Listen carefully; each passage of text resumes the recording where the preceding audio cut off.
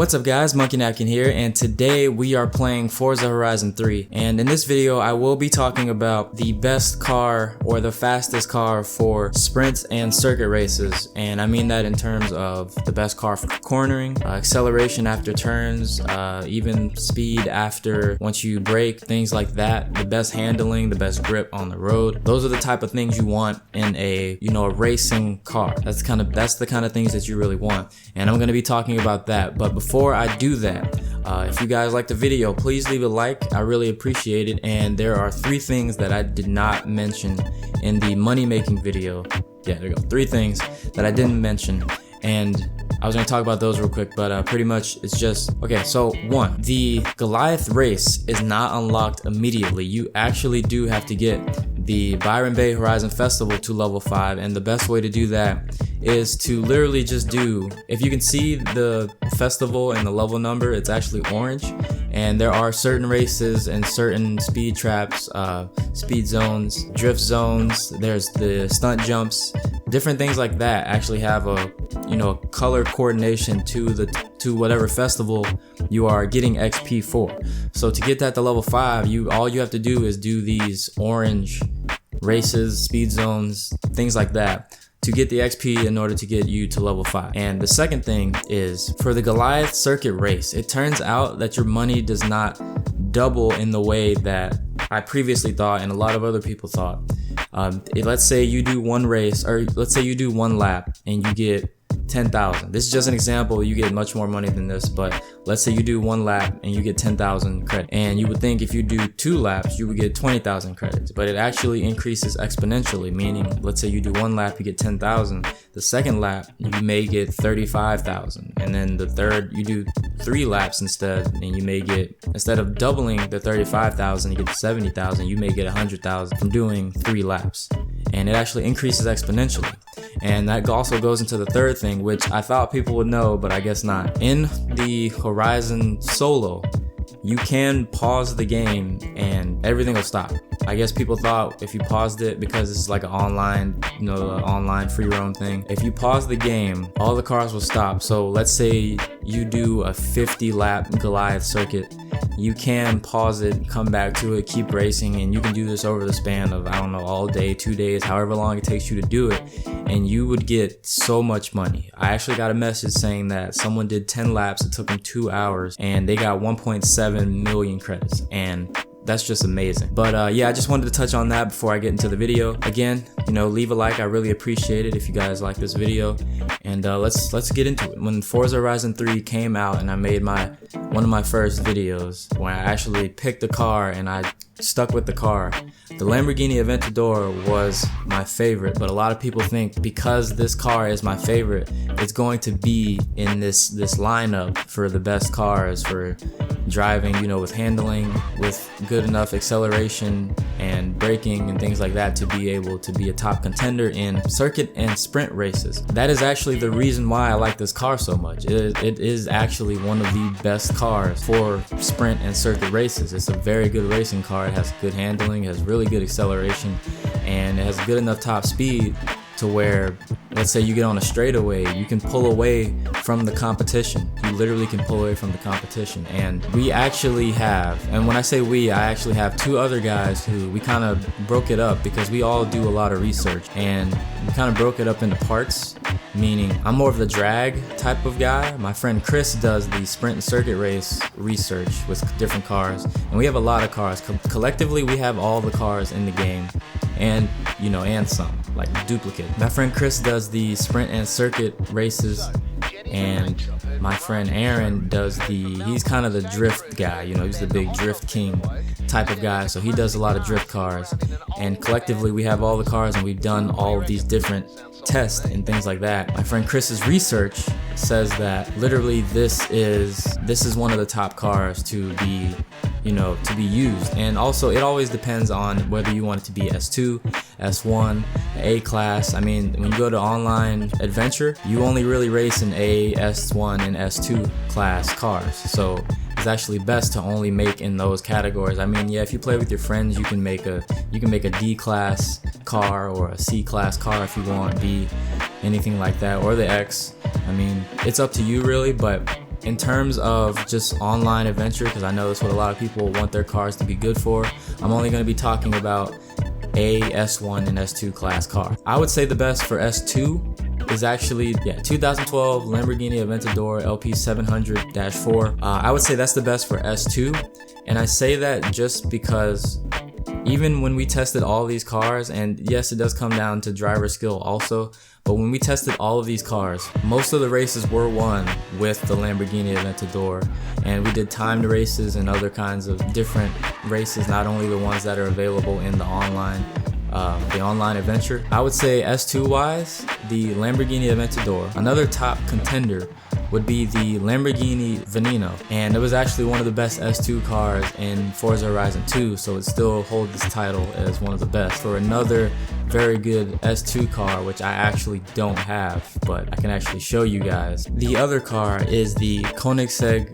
Regera 2016. Now this car is, I wanna say overrated, but it is really good. Like, I know a lot of people do the races where I think this car can go like 100 miles per hour, or probably more, probably 100 plus miles per hour going in reverse, and I've seen videos of people racing in this car reverse. It's very fast, it's very good handling, and the braking is literally all the way up. It's really good. This would definitely be a top contender for S2. Now I'm gonna get into the S1 cars, and I'm gonna have to stay in the auto show because some of these cars I don't have. You know, my other friends did the research. They have most of the cars that I don't have, and I have most of the cars they don't have. So also, before I get into the S1, one thing that I want to say is the best, or at least from what we found, the best cars are also the ones you want that are a class under and the starting number is very low. So when I say that, I mean, let's say you want a S1 car. You actually want to find an A-class car that has low starting number. So instead of it being like A-class 793, you actually want like a 700 and maybe like 12 or 20 or something like that. Those are the best ones to get if you want that class car, like a higher class car. So like for S2, you want to find a low S1. For A class, you want to find a low B class. Those turned out to be the best cars. The only exception was the Koenigsegg Regera. That was the only exception that we found. But most of them, I mean, yeah, it's tuning too. If you can tune like crazy good to like the nearest point, then you can make your car amazing also. But from a standard player's perspective, the best car without tuning, just upgrading and maybe like a little tune, maybe a little thing, or just finding a tune in the setup manager, you want to find a car that starts off pretty low of the class under, or the tier under. So for S1, we actually found the Lotus Evora S is actually one of the good S1 cars, believe it or not. I didn't think so, and I've raced in this car before. I didn't think it was that good, but we did, you know, time trials and things like that in multiple sprint races and circuit races, and this seemed to be a really good car with minimal tune and just all the upgrades going up to S1, and it becomes a really good car. The second one is actually another Lotus, the Lotus Exige. Now you don't need as many upgrades to get this car to S1, to a good S1, to the maximum S1 you can get it to. This car is actually pretty good by itself. You don't need to tune it that much either. It's actually a really good car, just straight off the lot. I don't know how people would say that, but it's actually a really good car. And the third that we found is actually the Lexus ISF. We found this was almost like a fourth place kind of car, because it was tied between the Lexus ISF and the Nissan 370Z. These cars are actually really good in terms of like acceleration. That's really good acceleration. Despite the numbers with a lot of these cars, you can turn those numbers around very easily with some tuning, and the upgrades also, because they do have different upgrades depending on what kind of car it is. And with some upgrades and tuning, you can really change these cars around and make them like really good cars. And the last category will be A class, which, like I said, you're gonna find some really good B class or some really low B class, you know, stat cars. We also found another exception with the A class. The Nissan Skyline GT-R V-Spec 2 is very good. It is a really good car for A class. So it doesn't take a lot of upgrades to get it to the max that it can go to, but still keep it in A class, because this car is already really good. I tried it out stock and I was beating a lot of cars who were actually a class above me, like S1. I beat some S2s with this car, and it is just really good if you want to have a, you know, a stable car to drive around with, even if you just want to cruise, or if you want to do some real deal racing in circuit races and sprint races. I wouldn't race with it in kind of a race with a lot of straightaways. I would not race with this car, but in terms of just a normal sprint or circuit race, it is pretty good, because most of the time a lot of the turns are going to slow people down. This car can keep its speed around a lot of turns, which is really good. So this is, for me, this is a top. This is like the best A-class car to me. For the second one we found, it was kind of a underdog type of car. We did not expect it to do that good. The Mazda RX-8 R3 actually turned out to be pretty good A-class car. We thought it was not gonna even be mentionable, like we just thought it was not gonna be good at all, but it turned out to be really good. It was the same way as the Nissan Skyline, very good around corners, had a good enough top speed to be able to keep up with most of the competition. Overall, its performance was a lot better than we thought it'd be, and it really was an underdog type of car. Like, we didn't expect it at all. So Mazda RX-8 R3, definitely a good choice if you want to make an A car. Now, our third car was literally like all the BMWs. There's a lot of B and A class BMWs, and a lot of their performances are very similar. So honestly, if you want to pick another A car that you want to be a BMW, you can pretty much pick any of these. I mean, I wouldn't pick like the SUV type of BMWs, but like any of the cars, like the BMW M2 Coupe is really good. The BMW M4 Coupe is really good. The M235i, I'm pretty sure that's an I. That car was really good. The M6 Coupe, it wouldn't take a lot of upgrades to get it to max out to A, but it still is a pretty good car. And the M5 is really good. All of these cars are actually really good A-class cars. I really like BMW myself. I mean, I don't use them, but I do like BMW, and I'm really impressed by the performance that they had when we tested all of this. So that's pretty much it, guys.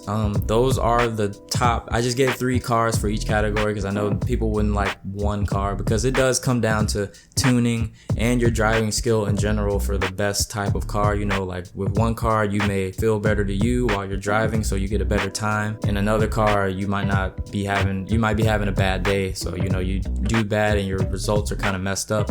So we did a lot of tests with a lot of different cars, and I had to do like a top 3 in each one to give a little, you know, variety and a little leeway, so you could actually see what type of cars are actually good. But I hope you guys liked the video. Again, leave a like if you guys liked it. I really appreciate it. Comment below if you want me to do off-road, because I did not plan on doing that. The next Forza video that I was gonna do was actually for the drift, because I know a lot of people like drifting in Forza Horizon 3 and even in Forza Horizon 2. Yeah, comment below if you want me to do an off-road, I guess, section for for sprint and circuit races. Subscribe if you like the content. I do mostly comedy content, but I do informational videos from time to time. I do try to upload every day. I may not be successful all the time, but I do try to upload every day. So hope you guys like it, and see you guys later.